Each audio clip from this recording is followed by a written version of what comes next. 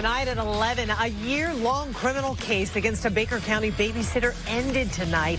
46-year-old Rhonda Jewell was convicted in the killing of 10-month-old Ariya Paige. Jewell was Ariya's babysitter who forgot she left the child in a hot SUV for 5 hours on one of the hottest days in July of last year. WJXT reporter Ariya Paige has been following this case since it began. He was in the courtroom for the final day of the trial.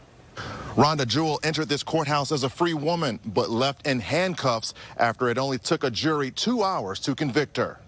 Everyone, thank you Moments after a jury found Rhonda Jewell not guilty on a charge of negligent manslaughter, but guilty on the charges of third-degree murder and child neglect, John Phillips, the attorney representing the family of Ariya Paige, announced that the criminal conviction against Jewell was just the beginning. As of this moment, Rhonda is a convicted felon and a convicted murderer of Ariya, and that's what's important. And you know, we've gotten through the hard part.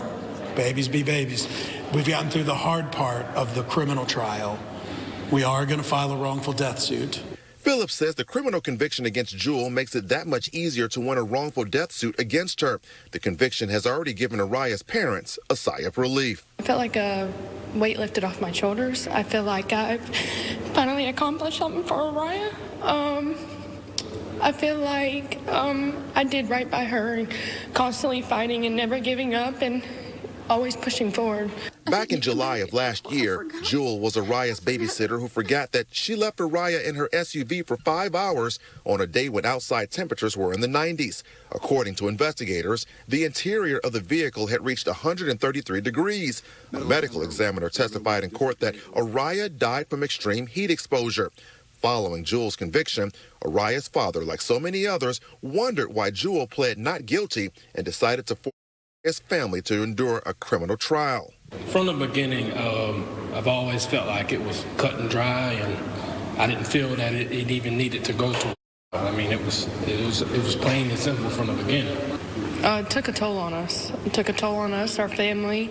There was a couple bumps in the road.